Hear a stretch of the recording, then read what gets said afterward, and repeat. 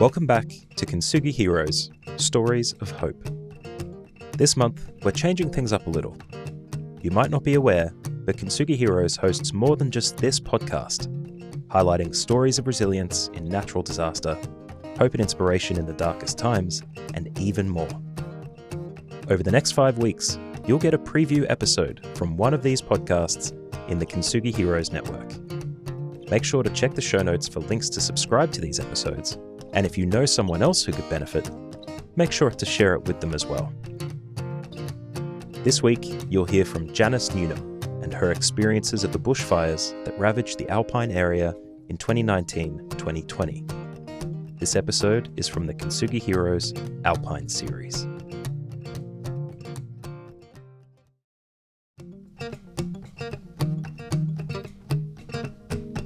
Welcome to the Kintsugi Heroes podcast special Alpine Bushfires series, where we share inspirational stories of everyday people from the Victorian Alpine region who went through the bushfires which occurred from late 2019 through to early 2020. These stories highlight the different challenges and events people went through and how they overcame them. Please be aware that the story you're about to hear may have moments of deeply felt emotions and personal experiences. If anything you hear has a triggering effect, please reach out to someone who can help you. If you love this conversation, please like and share it with your friends so we can continue to share more inspiration and hope to as many people as possible. Now, listen up for our next hero's story.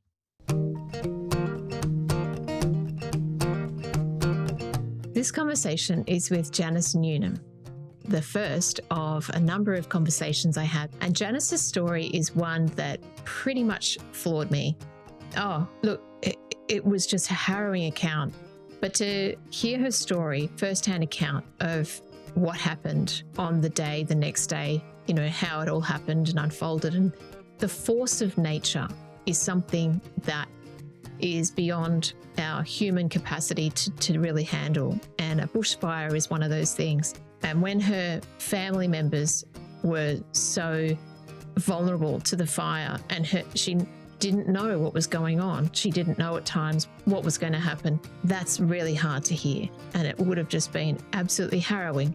Janice tells the story of bravery and courage and trust, camaraderie, support, companionship. So much comes out of a story like this. I'm just really proud of her and really grateful that she was able to come and share this story. So as she and many others are recovering and will continue to recover for many years to come, I know that Janice's story will bring a sense of understanding to you, and that's the purpose of these stories.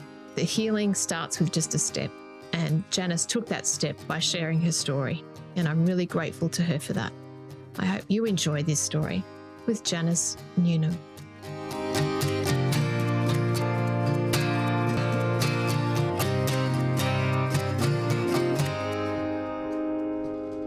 Hello, here we are. It is another episode, and I'm here with Janice Newnham. Newnham? Have I got that right? Yeah, dodgy name, married into it. Newnham. Yeah, Newnham. Got it. Wonderful. Thank you for being here and joining me on the podcast, Janice. Yep, my pleasure. It's always, interesting for me to meet new people, and of course I don't know the stories before you share them. And so at the beginning, I just like to say thank you for putting your hand up, for being courageous, for being willing to bear all, I guess, to be vulnerable and share your story with me and the world who wants to listen. It's not easy. It takes not just courage and bravery, it takes vulnerability, and going back there can be emotional and it can be hard at times. And so I just want to thank you for that, because it is really inspirational and it does help people, and people get so much from these stories. I hope so. I'm sure. Well, this is about you. So I'm now going to hand the mic to you and ask you to take us back to the beginning and share with us, where your story starts, what happened, and take us on the journey. Okay, well, it was 2019, and to give you context, I'm from a farm. We're farmers here, in a small, remote rural community of Walwa in Victoria.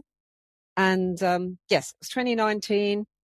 Things were quite busy. I'm very community orientated, so I'm busy on a few committees. I was treasurer of the Gingelic Hub, which is a community organisation that creates events, has the showgrounds, does lots of things. So I was just busy. I was writing grants and organising events. In the background to that, obviously we were running a farm. We've got beef cattle. We just finished calving, just finished joining, just busy on the farm, big sort of agricultural program to get through. And then the Black Summer fires had all started up north. It was all getting a little bit jumpy for us. It was hot. It was dry. We'd kind of come into Christmas and we had lots of grass in the paddock, which was fabulous from the perspective of clearly we'd managed things and we had enough fodder in front of us for the summer. That was really good. But at the same time, in the back of our minds, we kept thinking, we're sitting on a tinderbox. There's fuel out there. Anyway, we got to Christmas, and then just after Christmas, we all went camping, and we were camping on the Murray River. It was lovely, except for it's hot, and there was smoke over on the hills just north of us, and there'd been a lightning strike the night before, and there was this pall of smoke just sort of drifting up into the sky, and we were getting a bit nervous. Anyway, we were supposed to camp the night, but no, couldn't do it. Bit worried.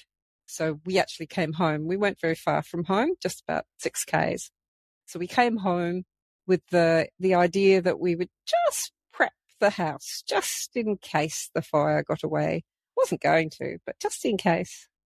And anyway, by the next morning, things had gone a little bit pear-shaped and the smoke was billowing even more.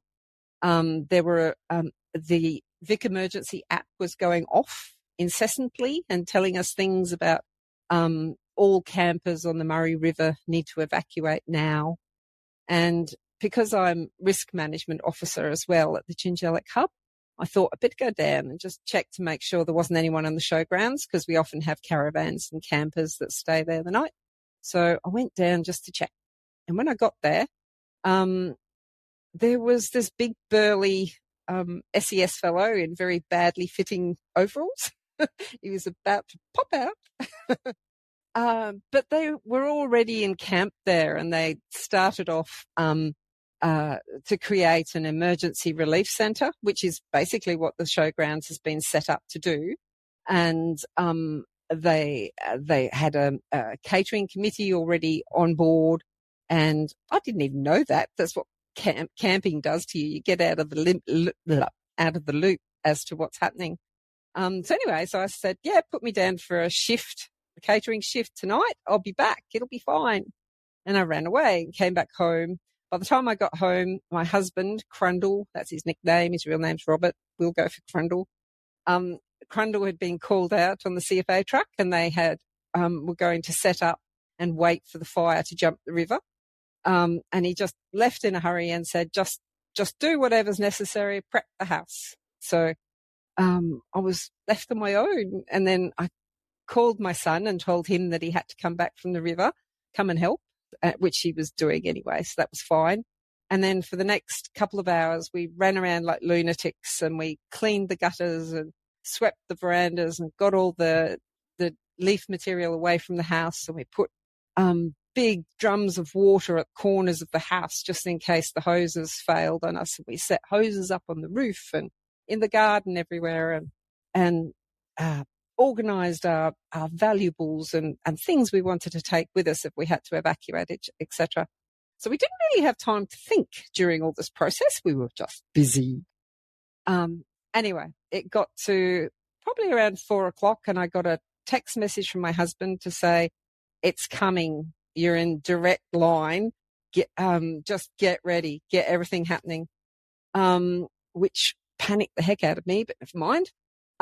So my son and I decided that we would move all the cattle that were just behind the house into the safest paddock that we had, which was one that we were just preparing for pasture innovation. So it was bald.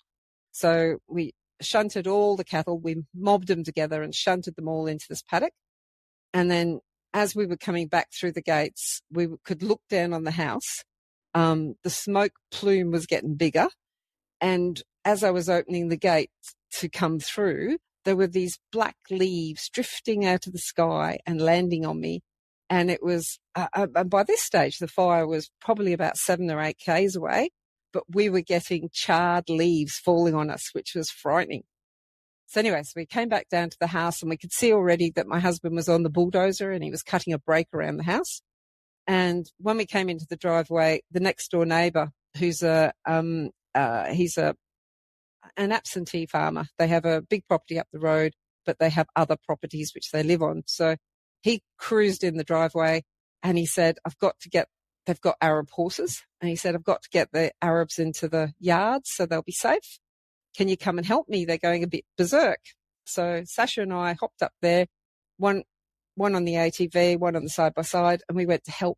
And that was kind of uncomfortable because it gave me a real inkling that there was so much panic in the air. These horses were just going round and round in circles. They were bucking and kicking. There were cattle in the paddock as well.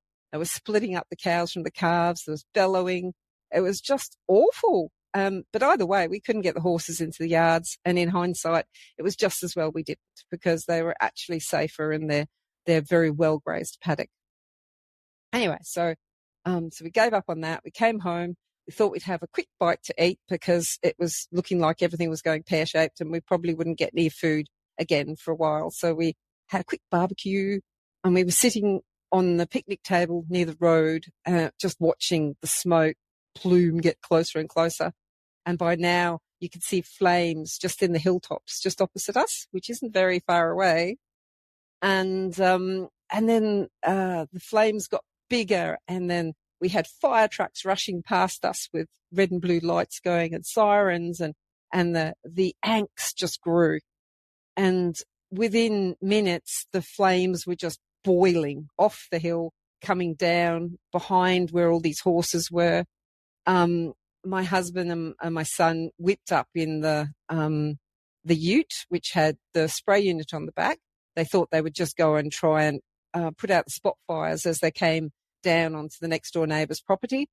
They were back within about 5 minutes because they were chased out. The fire was coming down so hot and fast, it created a tornado in front of it. And everyone just scattered and scarpered, and it was just bedlam. It was just manic. The tornado leapt over the road, and within a few seconds, the hill next door was on fire, just like that. And then it jumped across, and it was into the Mount Burrow, which is the mountain right next to us, and it was just going. And my husband immediately just took the bulldozer. Immediately sounds like it went quickly, but bulldozers don't move very fast. But anyway, he took the bulldozer off and he was cutting a break between us and the neighbour to try and keep it out from our property, sort of thing. And it all just deteriorated from there. It was just, I've never been in a bushfire before, and this was just terrifying. The flame was monstrous, the smoke, the darkness closed in. By the time the boys left, because my son went along too, and he was like the water shield for my husband while he was dozing. So they'd gone, and me and the dogs were left behind, and it was quiet. There was no birds. And it was just me and the dogs, and we just did laps around the house, making sure there weren't any spot fires and making sure the hoses were going, and we just waited. And then my phone started to go off, and it was like family and friends wanting to know how we were getting on. And it was just too busy trying to talk to all these people, and I didn't know who I told what to. So eventually I said, I'm only talking to one person. And I sent out a text message, and that was it. And I just kept them informed by a text message to one person who spread it to the group, sort of thing. And then it just got worse and worse. I had a whole crew of fire rescue squads sort of sitting outside my house because they couldn't get any further up the road. There was nothing they could do. It was just completely out of control. And then through the evening, we were now sort of in darkness, literally. Through the evening, my son would come back occasionally and fill up, and then he'd just disappear again. I didn't know where they were, didn't know what was happening. And then we lost telecommunications. The tower went down. We lost power. So I was really quiet then. I had no outside communications. And in the middle of it all, my son came back and he said, "Dad's running out of fuel. You need to take diesel over the hill." So I bravely, in inverted commas, because I'm not very brave, loaded up the Polaris, which is a side-by-side ATV, put diesel in it. I put a big, huge bucket of water, wool blankets, my overalls, and I drove out there. And he told me that I needed to go over the neck between us and our hill sort of thing and the next door neighbours. He told me to go over the neck. So I drove towards the neck, which was stupid because there was flames on both sides of the road. And I could just get to the point in the neck where I could look down into the valley where they were. It was just monstrous. There was flames everywhere. I had no idea where they were. So I had to take another route to get round. And then by the time I got round, all I could see was this massive wall of flame with my son running up and down. He was supposed to be keeping the flames on the other side of the dozed brake. He wasn't succeeding. It was getting past him. And all I could see was him running along like a little manic puppet. And then he'd fall over and disappear. And then he'd suddenly pop up again and keep running. And all he could do was yell at me and told me to leave the Polaris, get in the ute, and I had to drive. So I was driving this ute with the water tanker on behind, with my son running along with the hose, trying to put things out. I couldn't see where I was going, despite the fact that the lights were on, because the ground was so rough that you'd sort of have your lights driven into the ground or up too high. There were creeks. The whole front of the ute was screaming at me because I kept lumping it into holes, and Sasha was screaming at me because I wasn't doing the right thing. and I was screaming at him because he was stupid and he was going to die and he needed to get in and we needed to get out of here. And way over in the smoke was my husband on the stupid bulldozer. And eventually he just came out of the smoke walking and he said, "This is it. We can't do any more. We've got to go." So we got back into the vehicles and came back home to make sure home was okay. And they were exhausted. They had been at it nonstop. This was now about just after midnight. So the boys just went to bed and just closed their eyes for 5 minutes. Meanwhile, I was walking around the house to see that we didn't get any spot fires. And then in the middle of the night, about 3 o'clock in the morning, Crundle just got up and he said, "Nah, can't do it anymore. We've got to go and see what's happening next door." So we went and did round 2. This time I was driving the ute. He was mopping out the fires. It got completely out of control. We ran out of water. And finally we saw the red and blue lights coming back again. And the two fire tankers came back. At which point Crundle said, "Well, we'll leave it to them, but we have to go and check on the neighbours." So we drove down the road, no water, drove down the road, and the eucalypts on both sides of the road are now just flaming torches. We went up the neighbour's drive and they've got candle barks on both sides of the drive. The candle barks looked like massive torches. They were just on fire. We got up to the top of the drive. The cattle ramp into the driveway was wrecked because their son had borrowed a bulldozer that we had abandoned and was cutting a break around their house. But in his panic, he forgot to pick the rippers up, which are the big implements out the back. So he'd gone over their cattle grid with the rippers down, completely smashed their cattle grid. So we couldn't get into their house block, but they sort of appeared out of the smoke and they're going, no, it's okay. We're fine. We're fine, they said. And there's smoke and flames all around them. Stupid thing to say. Either way, we then decided, right, they're all right. We better go back and see what is happening at home. So we came home, and this sort of coming and going and checking and whatever else just went on for days. And the fire came back at us twice.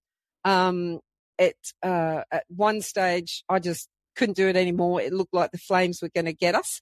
And I just figured that the house should be safe, but I wasn't going to stay there to find out. So me and the dogs and the the big vehicle that we'd packed with all our treasures, and my son following in the ute with the water tanker on the back. We just shot out for a little while and just stayed clear. And then my son came back ahead of us to come back and see what had happened. And then I thought I was just sheltering closer to Walwa. And I came back and met him on the road, and he said, "Don't go back there, it's gone." And I went, "What do you mean it's gone?" And he said, "There's no house. Dad's okay. Don't go back. Just go back to safety." And I believed him, but he was actually just trying to get me out of the way. He didn't want me in a position of harm, as it were. So I went back, but then after a couple of hours, I came back to see whether we still did have a house. And we did. It was still here, mainly because my husband had come back through the smoke with the bulldozer. He almost got crisped, but he came back through the smoke and he discovered that the trees on the front, just off the front veranda, were on fire, and he put them out, and the house was actually saved. It was very close, but it was saved. But as I say, over the next few days, we just had this coming and going, panic, disaster, everything. In the meantime, we didn't know how the neighbours were, and that was devastating to me because we had no communications. So didn't know whether we were just the last man standing or what was happening. And we've got another property up the road, and we couldn't even get there because there were so many trees down, etc. Eventually, we managed to get through, and we just dropped in the whole way up the road, dropped in at the neighbours to see how they were going. They were in a much worse situation than us, but they still had the houses. All the occupied houses on our road were saved. All the unoccupied houses went. They were just crisped.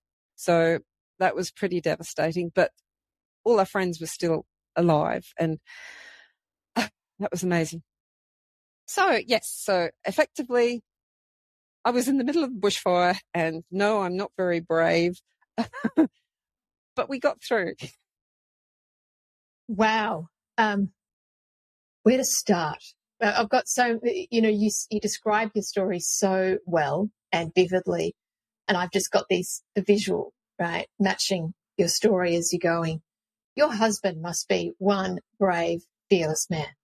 Is that right? I believe that he is. He doesn't. He reckons he was as terrified as everyone else. And I actually caught him on the bulldozer at one stage, and he was crying because he was so frustrated that they couldn't stop the beast. No matter what they did, they couldn't get in front of it, and they couldn't stop it. And it was just marauding. It was just eating up,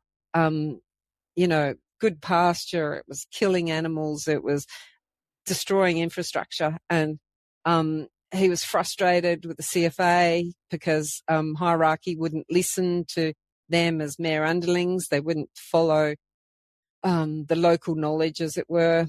And he got very close to getting crisped, which really put the wind up him. At one stage he went out in the bulldozer and he was in such a hurry that he just shot off, and I ran after him with his helmet and his fire jacket. I said, "You've got to take these," and I threw them at him. And it was just as well because where he was dozing, the flame came round on him, and a big monster dinosaur of a bulldozer isn't very agile. And he had flames all around him, and he just managed to get his helmet on and his jacket over to protect him. And he just thought he was toast. And then just at the last minute, the wind changed and it took the fire back on itself. And he managed to crawl the bulldozer out. And that was just awful. So, and the boys, when they'd come home after a shift, and I had both boys came home. Our son Connor came up as well. And the boys would come in and they'd be really jumpy to make sure that their sibling or their father had also come home. And then they'd start talking and they'd start swapping these ghastly tales about the situations they'd been in and how awful it was. But then they'd start laughing because they'd got through it all. And it was bizarre, but it was awful. I don't think anyone's really brave in fire. They just they just do what they have to do. And it's just survival, really. Mm. I mean, let's face it, but most of us, majority of people have never faced fire. So we've got no real life knowledge or experience and understanding, unless you're a firefighter or someone who's trained in fire, you don't know how to deal with it. So the fact that your husband and sons were out there doing what they intuitively felt needed to be done was incredibly brave. And yes, just hearing you talk about that is, it's just frightening to me. I'm thinking, what would I do in that situation? Well, I don't know, but I know that I'd be terrified. So to think that you could take your machinery out there as a human and try and, stand up to the powers of Mother Nature, that is it's life-threatening. And you don't know, and you've got the wind and then the fire, and anything could happen. It's Russian roulette, really. Absolutely. Yeah. On the let me see, the first morning after the first blast of the fire, as it were, my son went into town to get on the tanker. And after he came back from his shift, he brought the news back that we'd lost a firefighter. Sam McPaul over at Gingellic had been killed. And that could have been any one of our fellas. It was just so awful. And his tanker had been flipped by one of these tornadoes, fire tornadoes. And that was just devastating. Broke everyone's heart. But the worst thing, I think, from a wife, partner point of view, is the fact you package up your husband or your sons or whatever, and you send them out to get on that tanker, knowing full well they might not come home. And during the whole episode, I took lots of photographs of all sorts of different things. I never once took a photograph of my sons or my husband, because I had this feeling that if I took a picture, it could well be the worst or the last picture I'd ever taken them. So I just had this superstition not to take a picture of them. So despite the fact that they were immensely brave and did all these things, I've got no record of it for them. I understand that. I do. It's such an unknown. How you said that the neighbours fared a lot worse than you. Is that because of their lands and their crop, their livestock? Probably because they're closer to the bush. As soon as the fire got in amongst the native bushland, all the eucalyptus oil, etc., it just went up. And it was so hot. It was such a massive hot fire. So they didn't lose their houses, but their lands were completely blackened around them. Here at home, we lost probably 60% of the property, but for 10 k's up the road where the other property is, 100% gone. No pasture, no trees left really. Everything was scorched.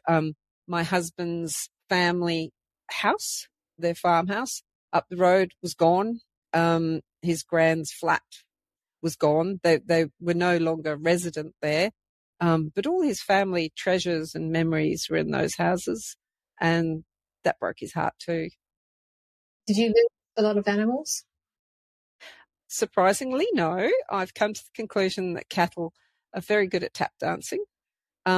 We had 60 head of cows and calves up at the farm, up at the other property, and we only lost 2. And the cattle are more intelligent than you'd give them credit for, because the paddock that they were in was very heavily grassed, and it would have just gone up. And they had a couple of matriarch cows out there, very sensible lead cows, as it were, and they obviously brought the mob into a laneway, and then they just smashed through a fence, and they got into a paddock that was heavily grazed, so they didn't have as much fuel around them. And then at one stage I was actually watching the cattle across the road, and they were amazing because they could see the fire front coming, and they'd sort of move along to the area where the fire front was less high, like less vigorous, and they'd sort of jump through and go around the back of the fire and then just mill to like put it out and then just find a place of safety sort of thing. So much more intelligent than sheep. Sheep didn't go well at all. No. Did you take photos of the cows? I did. I actually took, as I said, I took heaps and heaps of photos. And in the end, as part of my recovery phase, I actually created a book with well, not all, but lots of the photos. And during the whole episode, at the point where I discovered that if I plugged the satellite internet into the generator, we had outside communications.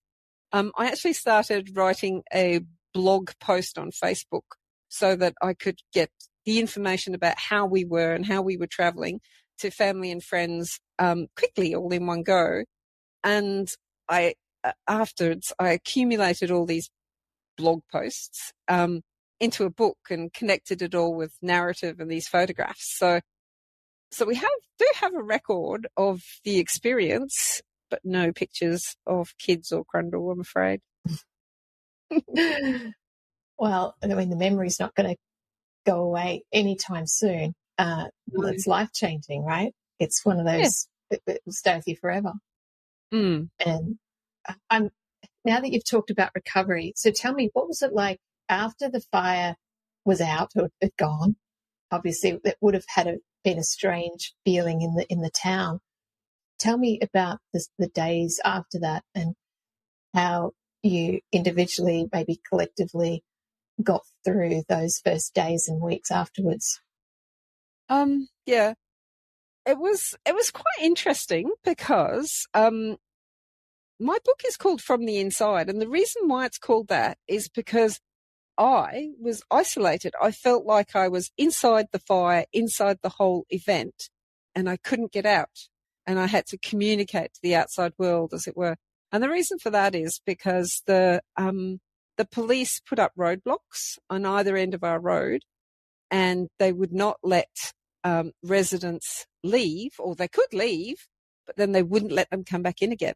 So if I left, I would not be able to come back to access the cattle and feed the cattle, the remaining cattle, and do all the jobs that I needed to do.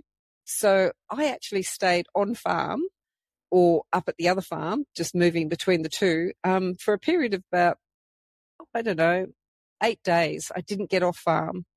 And on the very first day that I managed to sneak through a roadblock and I went across to Jingellic, to our sister village, to the Jingellic hub, which we had set up as a committee. We'd set up the Jingellic hub and built the new building as an emergency relief centre in preparation for a disaster that may or may not come. And luckily it was there because it did come. But that was the first opportunity, I suppose, that I'd had to get off farm. And I discovered that there were so many people there, so many community members, mostly from New South Wales, very few Victorians for the same reason, because we couldn't cross the roadblocks. But just the contact, the seeing people that you hadn't seen for days, and you didn't know whether they were still here even because the fire was just so ginormous. That just broke your heart and opened your heart and made you cry because you could just have contact again. So it's very, very important to keep those community ties firmly established and keep people talking and just let them unload and let everything off their chest, because there's so much to debrief on after you've been through a disaster, and you need to unload it. So did you find that you were talking a lot with your neighbours and others in the community centre there afterwards, allowing people to share their stories? Yes, that's very important. I did notice, however, that men aren't as forthcoming, and therein lies the rub with regards to mental health issues after a disaster, because men feel that they have to keep it inside, keep it bottled up, don't let your emotions out. that in itself is quite devastating. So we had, in the recovery phase, we had a lot of, tried to have social engagement opportunities and community engagement. And we had some mental health counsellors. But you had to do it by stealth with men. You had to pretend, well, not do it as a direct conflict-y type situation where you're saying, here is your mental health counsellor, you need to talk to him. You had to find other ways to get them to unload and debrief without telling them they were doing a mental health exercise. And what about Crundle and your sons? What did they go through to unload? Mostly because they're in the CFA, they were able to talk to other CFA members. And at a few events afterwards.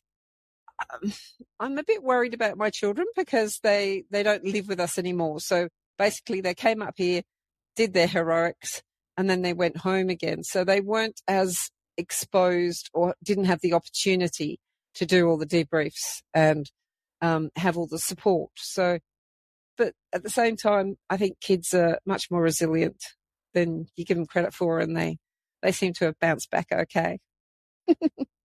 But, Crundle, I think, bore the burden of what he'd seen and what he'd done for quite some time.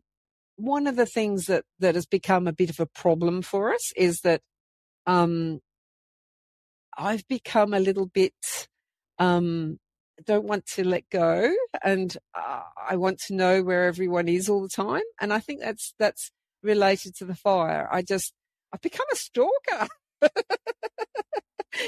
And I'm panic stricken if somebody doesn't pop up at the time that they said they were going to, and I think that's annoying Crundle a bit.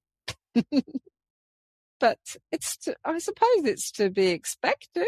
I almost lost them, and I don't want to lose them a second time. But I'm working on it. Hey, awareness is the first step. Yes. It makes sense. I mean, it's just, you can't go through something like that and not be impacted in some way, and or many ways. So, yeah, it's really interesting, fascinating. In fact, have you had kind of counselling yourself after the event? I did have an episode of counselling. I didn't find it that helpful. I found the community interaction much more helpful because we were all in the same boat. Some people had oars, some people were in a canoe, some people were in an ocean liner. But basically we were all in the same boat, and we can share our experiences and talk amongst ourselves and told you I'd get interrupted, and find a way through it. So I think community interactions the best way for people I know to deal with it. Absolutely. And you've written a book. Has anyone else in your community done anything else to share their story?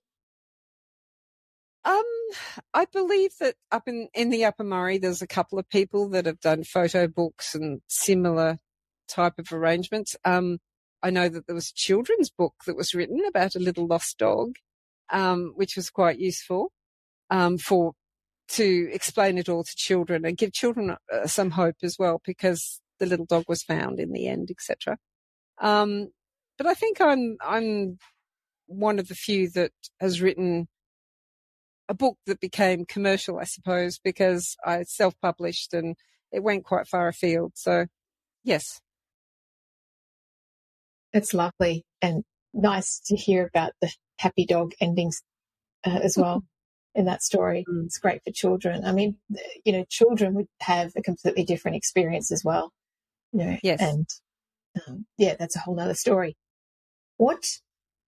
Now that you're out, you're 4.5 years, is it since the event? 3 years. It's 3 years. Sorry, I can't count. 3 years? Yes, 3 years. Because it happened on the cusp on New Year's Eve. Right, of course. So, yeah. Okay, so we're just after that, yeah.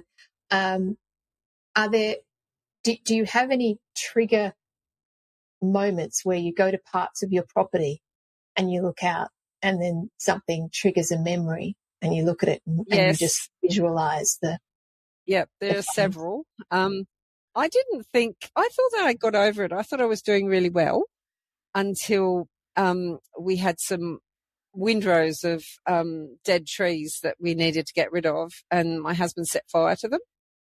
And that was massive. I had palpitations. I knew that it was a controlled fire, and yet I just got quite emotional about it. So that was certainly an obvious trigger. But also during the fires, we actually lost 2 dogs, not directly from the fires. One was mustering cattle and broke her back, and the other one just got hit by a car, and all the drama a few days after the event sort of thing. And I know where their graves are, and that's obviously a massive trigger. And then, just certain bits of the farm, like on the hills, for example, immediately after the fire, I went and took a whole heap of photographs, and to go back to the same spot and look down on still obviously tree stumps, but everything's so green now. So the contrast is actually very uplifting. It kind of brings me back to the fires, but then we've recovered and everything's green, and the trees have the trees have been triggered so that we've got new saplings coming up, and that's very positive. Yes, a reminder of the cycle of life. Yes, absolutely. We're very small in the whole cycle. We are. Yes, a very, very small component, humankind. And you only really get that perspective, I think, when you come up against something as big as what you did, where Mother Nature and, and the animal kingdom is all combined, and you're just this, the little ant. Human, this ant. Yes. That's right, on the land that's nothing, insignificant to the forces of that fire that is doing what it wants. Absolutely, yes. How do you feel today? Do you feel that you have overcome what, any kind of the deeper trauma and pain of the fire events? Do you feel like you're out of the woods, so to speak?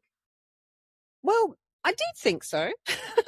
I thought I was really good. I thought I was going brilliantly. And I had supported our community because we created a community recovery committee, and I'd been running around like a twit trying to support everyone and make sure that we had, grants written and helped people with grants, and pressed forward and took the opportunity out of the fires, out of the disaster, to have all these amazing infrastructure projects that we could get done for our community because of all the, bushfire recovery funding, etc. So I was running around like a lunatic. We had got along really well with our farm, and we'd replaced fences. Spring, Mother Nature had been wonderful to us, and the recovery of nature was magnificent and fabulous. And so I thought that I should have had everything going for us. And then, I don't know, I just had a bit of a crash attack not so long ago. So they always describe this sort of recovery phase, where you're supposed to have the disaster, and then you have a period of elation because you've survived and you've got through it. And then all the drama of the recovery phase sort of wears you out. And, all the grant writing and the fix up and the infrastructure repairs and the struggle, and it drags you down for a while. And then you start to get better. So I thought I was on the outside, the upper loop, and I was getting better. And then I had a setback, and I'm a bit uncomfortable at the moment, but I'm sure it'll come back. I'm sure I'll get there. Yes. The best thing for my recovery was writing the book, from the perspective of it was an opportunity to really unload and unpack and sort through where we'd come from to where we are now, sort of thing. So that was a really good opportunity. And I think that people in a disaster should do something like that. They should document it, and they should work out, the black bits and how we've come out the other side. And we're now in the green fluffy bits. Not quite the same context for people in floods, I suppose, but you get my drift. I do get your drift. And one thing that's consistent with, I guess, all the conversations I have with people on this podcast is, everyone's healing journey, recovery journey is different. And the other consistent thing is that many of them say it's not linear. It's not a straight line. Yes. Sometimes it's 2 steps forward, 1 step back. Sometimes it's 1 step forward, 2 steps back. And yes, it's just a journey. So, and that journey can be very long. I've come to the conclusion. I was speaking to some people in Christchurch about the earthquake disaster, and some of those people are still struggling. But there's always help out there. I don't think anyone really needs to struggle on their own. Certainly reach out. There's lots of help and support. We had the bushfire recovery flood the area with support workers, and they were fabulous. So there's always somebody out there. There's always near. That's really important, that point, because it's so easy for some people, especially if they live alone or if they don't have as many people around them ordinarily, to reach out, and those independent people that like to just stay in their little caves. But it's very hard to heal if you don't connect and have that downloading that you mentioned. Yes. And proper help, if one needs to really go through and unpack those traumatic events. I think any kind of trauma, you can't heal on your own. It's just not part of healing. Healing requires connection. Connection and reflection. Yes. It does. Thank you for everything that you've shared, Janice. It's just been absolutely amazing. I've loved hearing your story. I realise that you're still on your path. You're still on that healing journey, and obviously there's more green days than dark days. And I like to see the glass as half full and always focus on the positives. And yet I also know that there are days when you can only see the negative, but hopefully those days become less and less for you as you move forward. Thank you. Yeah, you're welcome. Last question for you. If anyone is listening to this who may have gone through something similar and had their own journey or experience, is there anything you'd like to say to them? There's this little motto that I hang on to, and it's part of a Beatles song, and it also was commonly said in a movie that was called The Last Marigold Hotel, which is it'll be all right in the end, and if it's not all right, it's not the end. And I kind of hang on to that because there's always hope for the future. It'll get better. You'll get over it. Something will change your perspective and your view on things. So that's what I hang on to. I love that. I've heard it before, but not for a long time. And I love the reminder. It's a really lovely thing to hold on to. Thank you. Yes. Thank you so much. Janice, it's been a pleasure. I want to thank you for showing up and sharing this story. And I know that it's going to inspire and uplift others. And I just want to honour you for that. And thank you for being here. Thank you very much for having me. We hope you've enjoyed this episode of Kintsugi Heroes with the Alpine Bushfires special series. Please like and share the show to your friends so we can get this out to even more people. If you have a story you'd like to share with us, please reach out using the contact details below. And join us for our next hero's story. Until then, keep being you and remember that we are all heroes in our own unique way.